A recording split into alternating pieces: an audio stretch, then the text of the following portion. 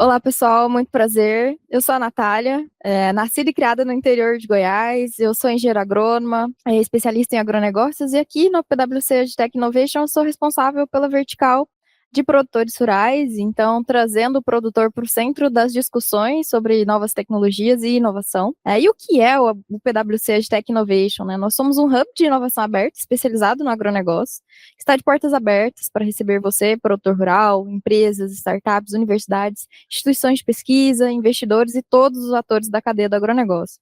Nosso papel como hub é potencializar as conexões entre vocês, habilitar novos projetos e empoderar a prática de inovação aberta no agro. É um prazer poder moderar essa discussão sobre inovação e tecnologia no setor das vésperas da AgriShow, a maior feira de tecnologia agrícola da América Latina. A AgriShow reúne inúmeras soluções para todos os segmentos do agro, atendendo às necessidades dos produtores de todos os tamanhos.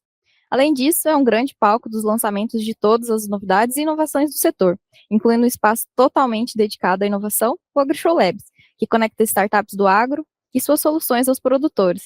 E através da parceria que nós temos com a AgriShow Labs, que nós preparamos essa série super especial, com 3 episódios que vão mostrar para você que está aí do outro lado que a tecnologia e a inovação pode ser uma grande aliada do produtor rural, trazendo muito mais rentabilidade, produtividade e sustentabilidade, tanto para as lavouras quanto para os pastos, né? Por que não? E hoje eu recebo aqui uma dupla de peso que tem impactado, tem formado opinião no setor, a Lígia e o Eduardo, e eles sempre compartilham com o ecossistema quais são esses desafios, né, que o produtor tem enfrentado diretamente na sua produção.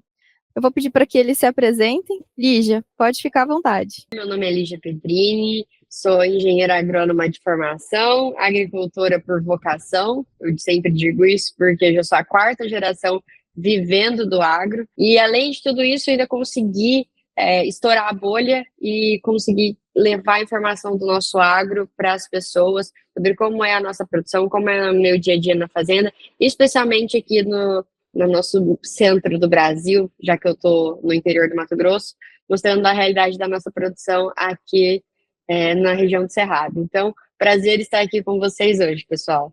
Meu nome é Eduardo Martins, eu, na realidade, sou biólogo, passei muito tempo em gestão pública e também atuando no terceiro setor, depois empresário e aquela história, né? A gente sai da roça, mas a roça não sai da gente. Sou produtor no norte de Minas e estou como presidente, né, um grupo de agricultores que trabalham com sustentabilidade, o Grupo Associado de Agricultura Sustentável, me colocou como presidente desse grupo.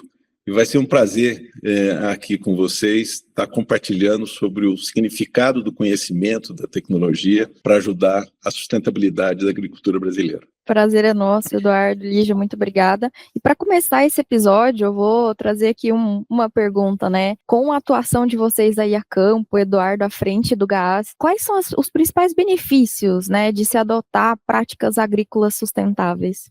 Eu acho que a gente já passou da fase de olhar e achar que a agricultura ela não é sustentável. A gente tem, dentro do nosso manejo, dentro do nosso jeito de trabalhar, a gente tem que enxergar muito a sustentabilidade como algo do negócio. A gente consegue ver, olha como está o nosso clima, olha como está toda a situação que a gente está passando, que a gente está vivendo, principalmente nesse ano, que está sendo crítico, e a gente sabe que quanto mais ações voltadas para a sustentabilidade a gente tomar dentro da nossa propriedade, mais leve fica o fardo.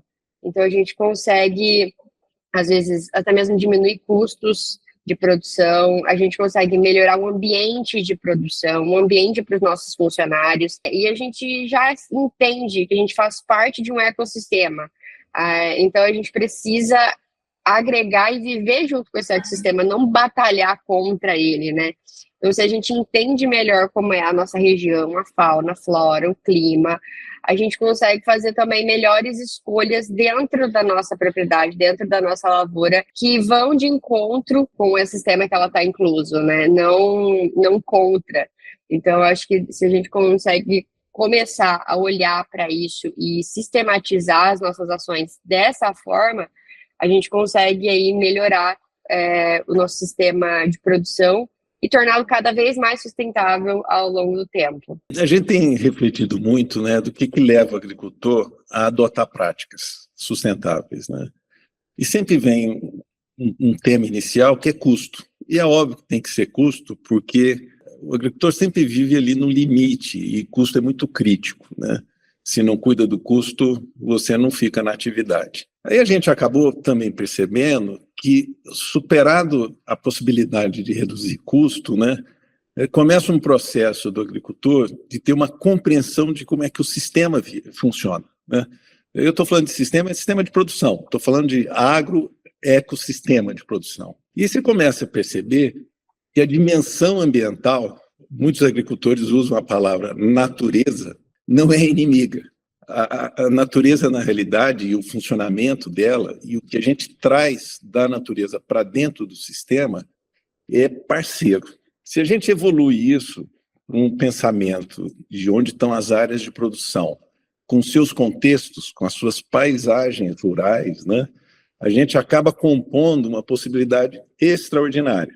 Aliás, uma possibilidade que raros países têm a condição de estruturar e construir. Não é à toa que o Brasil é quem mais usa biológico, não é à toa que o Brasil é quem mais faz plantio direto, não é à toa que o Brasil é um dos poucos países que tem um código florestal que exige manter remanescentes de áreas naturais e de reservas legais, como o nosso.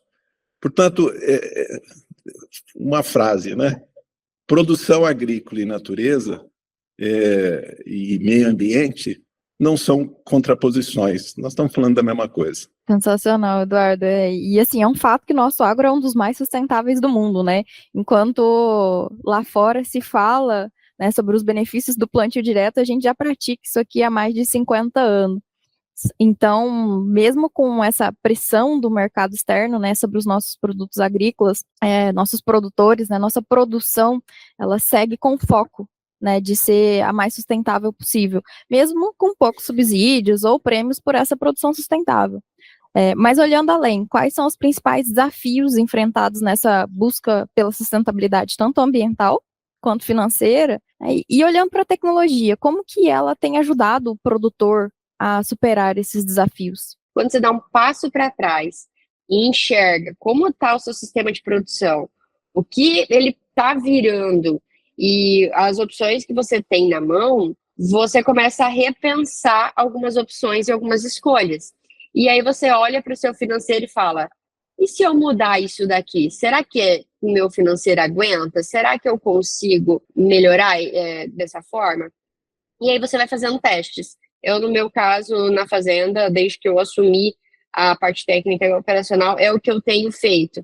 Tentado usar produtos mais naturais, mais biológicos mesmo, de forma a ser uma forma de manejo diferente, ser talvez uma forma de diminuir meu custo e também de melhorar a forma com que eu vou lidar durante toda a safra, com aquela praga, com aquele patógeno e tudo mais. E a tecnologia tem ajudado muito nisso, porque antigamente a única forma de você enxergar isso globalmente era você escrevendo num papel ou você fazendo uma tabela na mão, desenhando.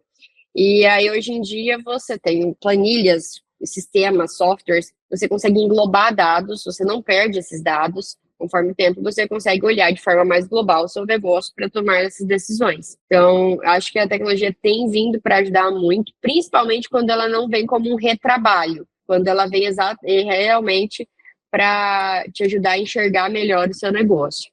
A gente não discute mais a necessidade de fazer uma transição. A gente discute a forma de fazer. E que transição é essa? Quando você para e diz, olha, eu vou mudar uma maneira de usar insumo e de olhar para o meu sistema, eu estou falando numa mudança de paradigma. O que foi até hoje o paradigma importante, relevante, que a Revolução Verde nos ofereceu, que é o que domina ainda a produção agrícola, né?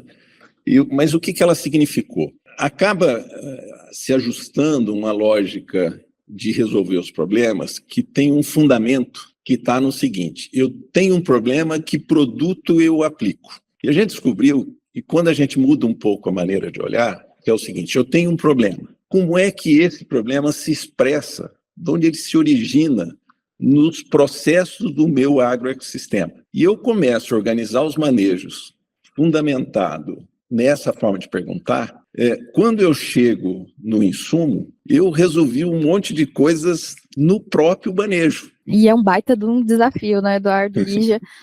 E nós vemos aí inúmeras inovações tecnológicas surgindo todos os dias, mas nem sempre elas estão conectadas com essa realidade que o produtor vive, né? Inclusive, vocês dois integram o nosso grupo de produtores que participam, né, do For Farmers, dentro do programa Soja Sustentável no Cerrado, em parceria com o Land Innovation Fund, exatamente com esse objetivo de trazer a realidade do campo para o centro dessas discussões, né? E aí, fazendo um grande parênteses aqui, né, para quem não conhece o For Farmers, é o nosso programa de inovação aberta dentro do AgriTech Innovation, que conecta as startups aos produtores, visando resolver aqueles desafios que, de fato, são a pedra na botina, que causam impacto econômico na produção. E todas essas dores, elas são levantadas junto aos grupos de produtores, e nós, como Hub, vamos atrás de solucioná-las. Então, nosso objetivo é exatamente mapear os desafios reais dos produtores, filtrar quais soluções efetivamente estão prontas para ir para campo, de fato, impactar diretamente a operação do produtor. E quando o assunto é desenvolvimento de soluções voltadas à sustentabilidade, eu gostaria de entender, né, qual que é a visão de vocês? Quais são as maiores oportunidades dentro da fazenda que podem ser exploradas, né? Quais são os desafios que hoje o mercado não está olhando e que tem um baita potencial? Pode ser desde lá do início, por exemplo, uma solução tecnológica que te ajude a fazer a escolha dos melhores insumos, que dê para você juntar tudo da sua vida financeira ali, como em negócio, para você visualizar como está a sua situação, quais decisões você deve tomar, como questão de você organizacional mesmo, para você conseguir organizar a sua gestão de pessoas, treinar a sua equipe, para deixar todo mundo alinhado com o mesmo propósito que você tá, porque, por exemplo, eu e o Eduardo, a gente pode estar aqui pensando na nossa propriedade, falando, não, a gente quer uma forma mais sustentável de se trabalhar, vamos diminuir o uso de produtos e tudo mais. Aí, às vezes, o responsável técnico, se não está alinhado com você, dá qualquer coisa, ele cata um produto lá do armazém, manda aplicar, ou manda um zap pro cara da revenda, compra o produto e vai aplicar, desalinhado com o que você está querendo fazer. Então, ter uma equipe alinhada ajuda muito. E eu sei que hoje a gente tem inovações que ajudam nisso, na questão de você entender melhor as pessoas, e trabalhar melhor a gestão de pessoas e treinamentos dentro da fazenda. Porque quando você fala de sustentabilidade, você acha que isso não está linkado, né? Mas está sim. E também olhar para a sua forma de manejo na tomada de decisão. Porque quando você consegue fazer um levantamento a campo, jogar isso para um programa, às vezes, que faça uma comparação ano a ano de tomada de decisão, para você conseguir olhar para o seu sistema, eu acho que auxilia muito para você não ser pego no calor do momento. Por exemplo, esse ano o grande problema foi a mosca branca para a gente aqui. Infelizmente, a gente não tinha condição climática de entrar com biológicos, assim, com grande eficiência. E aí gerou aquele desespero total e foi uma correria para as revendas, para as distribuidoras. Acabou todos os produtos químicos para mosca branca, as aplicações foram assim, sem comparação, uma atrás da outra, meio sem... no desespero mesmo. Então, acho que quando você consegue analisar friamente dados e ter essas informações de como está também a sua região, ajuda nessas tomadas de decisão, né? E o mais legal é quando você encontra soluções que se encaixam com o seu perfil. Porque eu devo fazer um disclaimer aqui, que o que acontece muito hoje no mercado. As startups são empresas, e então você tem que olhar que ela quer ter um lucro, e ela tem um produto, um serviço. E aí, se você vai olhar para o trabalho, se eu consigo vender para menos clientes, mas clientes que pagam muito, eu consigo meu faturamento igual com menos trabalho do que se eu atender 100 produtores para vender aquela mesma quantidade. E eu acho que algumas soluções estão sendo só pensadas para os grandes que têm capacidade para pagar muito e não estão sendo pensadas para os médios e pequenos que têm, às vezes, uma capacidade inferior de pagamento, mas que geralmente o trabalho e o interesse da sustentabilidade, o interesse em fazer aquilo ali acontecer é maior. Por isso que a gente está no For Farmers, né, Eduardo? É isso aí, Lívia. Eu acho que esse assunto, primeiro, a gente já entende que nós precisamos fazer uma discussão sobre o como é a gestão de conhecimento para oferecer a solução. Aí eu estou falando de pesquisa e desenvolvimento, que no final chega numa tecnologia. A gente está precisando ter mais protagonismo do produtor nesse processo. Nós não queremos cancelar o papel que o pesquisador tem, o que ele faz lá de exercício para publicar, de se submeter aos pares acadêmicos, e muito menos, né, interferir na questão da estratégia econômica de cada iniciativa de empresa, startup, companhia, etc., né? O que a gente precisa, na realidade, é fazer com que as soluções atendam às nossas necessidades. E olha que nós estamos numa situação muito complicada, porque os extremos e a variabilidade climática, ela vai nos colocar submetidos a desafios, né? E a gente vai precisar criar sistemas cada vez mais resilientes. Se a gente não for capaz de lidar com isso, é impossível. E é óbvio que a gente vai ter que, muitas vezes, lidar com imprevistos, como a Lígia descreveu. Então, a gente está precisando mudar isso. Mas como é que muda isso, né? Eu acho que tem uma coisa que o agricultor não se apodera, que é fundamental. Tudo que é feito, no final, é para a gente comprar e para a gente usar. E nós precisamos transformar esse poder de compra futuro num poder para influir naquilo que vai nos ser oferecido ao longo do processo. E a maneira de fazer isso, né, é reunir aqueles que são médios, pequenos ou mesmo grandes, que têm o mesmo interesse, e começar a dizer o seguinte: olha, eu tenho um problema para ser resolvido que é comum, eu até estou disposto a assumir compromisso de compra futura, mas eu quero entender o que é que vocês vão nos oferecer, né? Inclusive, essa compra futura vai te dar condição de você levantar dinheiro para poder tocar teu negócio. O dia que a gente começar a usar o nosso poder de gasto futuro, a gente faz uma profunda transformação em muitas coisas. Isso também envolve, para lidar com esse desafio do conhecimento, a gente começar a nuclear esse esforço de sustentabilidade regionalmente. Por que a gente precisa da regionalidade? A regionalidade nos dá especificação maior, a regionalidade nos dá uma condição de produção que é uma condição mais adequada do ponto de vista do geral. Ela nos dá uma infraestrutura, que é o que está disponível ali para o conjunto das coisas que precisam acontecer, inclusive a logística para poder vender. E a gente começa a ter a possibilidade, naquilo que a gente se diferenciar, de dizer: olha, eu tenho uma produção em escala que se diferencia. Enquanto a gente não se apoderar disso, vai ser muito difícil a gente conectar a nossa demanda de conhecimento com aquilo que a gente precisa. E é interessante como é que essas coisas se dão, né? Eu trabalhei um bom tempo interagindo com startups, no sentido de compreender o que é que eles estavam desenvolvendo e comentar, criticar, sugerir, essa coisa que o pessoal às vezes chama de mentoria. Nem era algo formal, mas que eu até exercitei com muito prazer, né?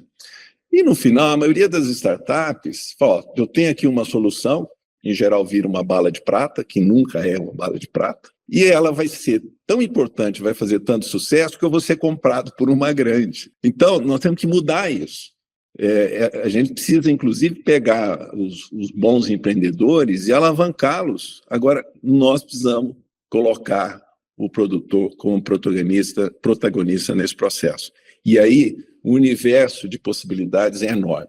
Envolve como gerir, como fazer a transição, como equacionar os principais grandes problemas de praga e doença de cada lugar.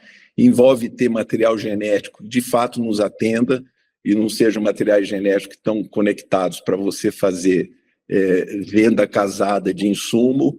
Ou seja, nós precisamos valorizar aquilo que a gente vai gastar no futuro para mudar isso aí.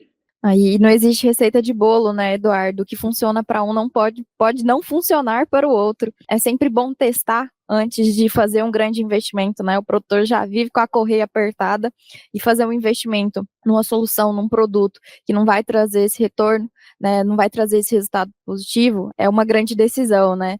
Mas também tudo é aprendizado, né? Se não funciona, aquilo se torna um aprendizado do que pode ser melhorado, e principalmente para as startups, isso é conteúdo para elas se desenvolverem, né? Mas não pode se perder, né, de vista que o importante é testar. Então, não ter essa rejeição a uma tecnologia, a um novo produto, sem antes testá-lo e entender se aquilo realmente faz sentido dentro da sua operação. E nesse sentido aqui, a gente como Hub, temos esse compromisso, né, com o ecossistema, com a sociedade, de estar lado a lado aí com o produtor rural e trazer essa mentoria para o ecossistema mesmo, né? Dizer, olha, isso aqui não funciona não, vamos conversar mais um pouquinho, vamos ver como que você pode melhorar essa solução, vamos adequar para a realidade? E pode ser que você esteja muito teórico, ou pode ser que o problema que você está olhando, na verdade, ele não é um problema do campo, não é um problema real.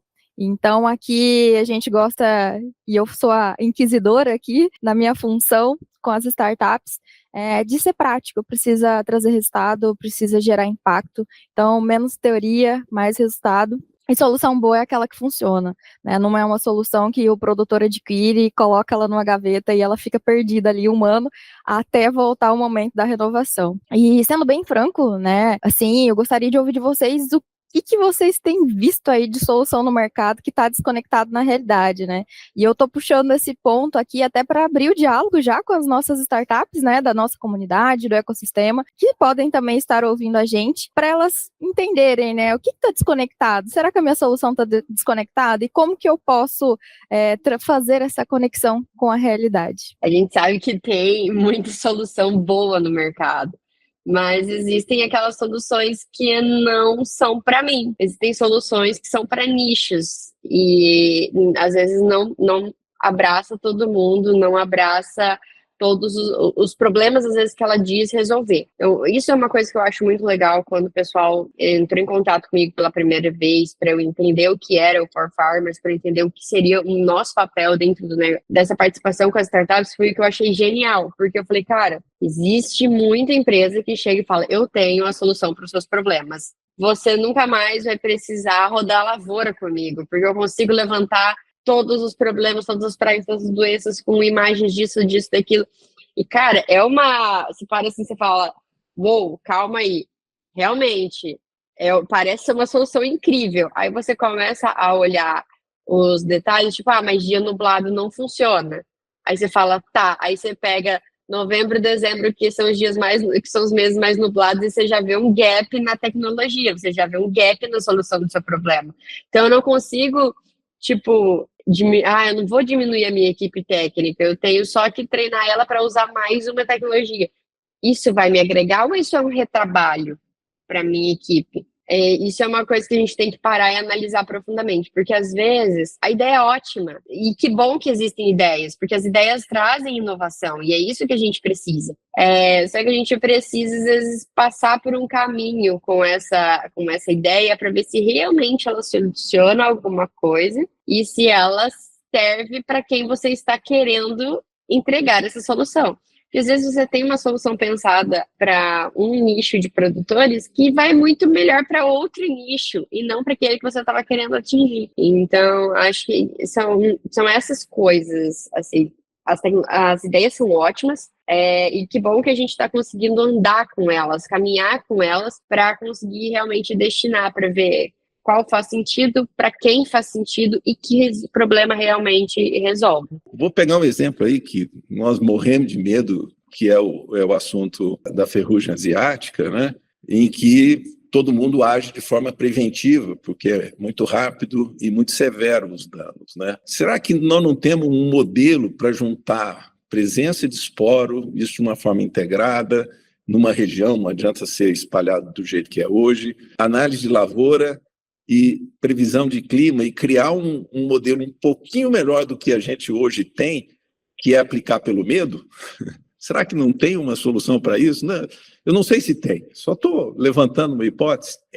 E por que eu valorizo isso? Né? Porque muitos agricultores têm conseguido passar sem aplicar nenhuma de fungicida com base no manejo biológico. Outros começam a ficar com medo, aplicam uma ou duas por medo. E a gente fica naquilo lá. Será que precisava? Então, e por que eu estou falando dos fungicidas? Porque eu faço um esforço enorme de botar meu solo numa condição biológica boa. Aí, quando eu aplico o fungicida, eu dou alguns passos para trás, entendeu? Então, eu acho que esse olhar, essa forma de perceber os problemas, né, e essa parceria com o produtor é que precisa para a gente fazer essa construção. E, portanto, faz uma lista. A lista vai ser enorme de coisa que não funciona, ou que funciona de uma maneira que não ajuda o sistema.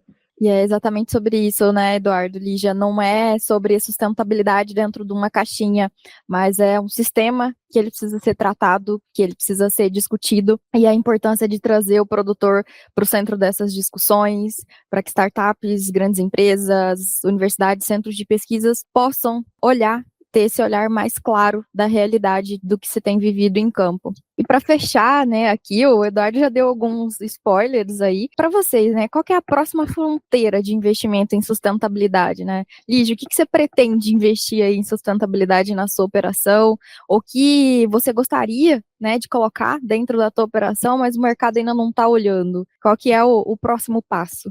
No meu caso, o meu próximo passo é realmente melhorar o meu manejo cada dia mais. As empresas que estão aí ouvindo, as startups, elas podem pensar em milhares de soluções para me ajudar nisso, sabe? Em melhorar o meu manejo. E a gente já tem algumas aí, inclusive em parceria já, que a gente já está trabalhando, que a gente está começando a trazer para dentro de casa, para testar, para ver como vai desenvolver. Exatamente para a gente ver como é esse negócio, como o negócio vai evoluir e o que dá para a gente trazer para dentro de casa mesmo. Mas eu acho que é a grande questão hoje, sabe?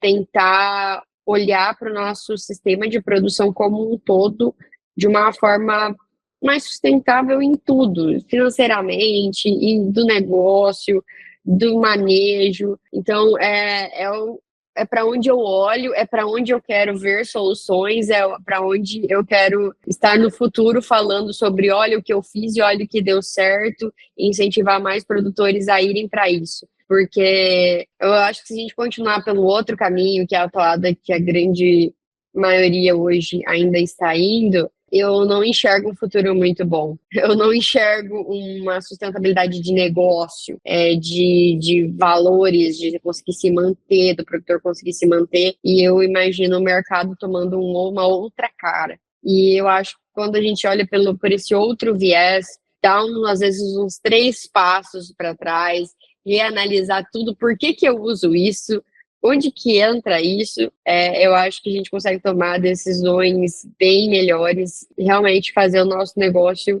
evoluir de uma forma melhor, assim. Tem um desafio enorme, né, que é no manejo das áreas de produção. E a Lígia fez uma síntese muito boa, né, do que isso envolve. Agora, a gente gostaria muito de começar a construir um sistema de produção de conhecimento que tivesse o agricultor como protagonista, que tivesse o agricultor como um sinalizador de compromisso futuro com aquilo que está se desenvolvendo e que isso pudesse melhorar os manejos, como a Lígia indicou. Agora, a gente também acredita que com o que a gente já sabe, com o que a gente já demonstra funcionar em diversos biomas, para diversos tamanhos de propriedade, para diversos tipos de agricultores, a gente acredita que com aquilo que a gente já sabe, tem muito ainda para melhorar, é possível escalar, é possível expandir. Eduardo, Lígia, muito obrigado pela contribuição de vocês. Essa conversa, esse bate-papo, essa discussão não se encerra aqui, né? A gente segue aqui no Hub discutindo isso dentro do programa Soja Sustentável no Cerrado, dentro dos nossos eventos também, isso que é o importante, né? E se você que está aí nos ouvindo, ficou curioso para entender mais sobre como o PwC AgTech Innovation pode apoiar o produtor na hora de acessar novas tecnologias, estamos à disposição, de portas abertas. E vocês são muito bem-vindos, né, a participar dos nossos eventos, tanto os que ocorrem aqui em Piracicaba, quanto lá no Moon Hub em Uberaba. Estamos sempre de porteiras abertas para ouvir vocês e ajudar no que for possível nessa jornada de inovação e de sustentabilidade no agronegócio. E vocês também são nossos convidados para visitar a Arena de Tecnologia e Inovação da AgriShow. Vão ter várias startups lá no AgriShow Labs, então vai ser um bate-papo bem bacana, vocês já podem ter essa interação, conhecer novas soluções. E para quem quer conhecer mais sobre a AgriShow Labs ou ainda não garantiu o seu ingresso para visitar a feira da AgriShow, basta acessar www.agrishow.com.br, adquire seu ingresso, dá uma passadinha lá, vamos tomar um cafezinho, vamos bater um papo, conhecer as startups e entender o que pode ser adequado para o nosso negócio, né, ou não. Então foi um prazer bater esse papo com o Eduardo, com a Lígia. Eu volto no próximo episódio para falar sobre sucessão familiar, o impacto de adoção de tecnologias dentro do agronegócio. Então fiquem ligados e até lá.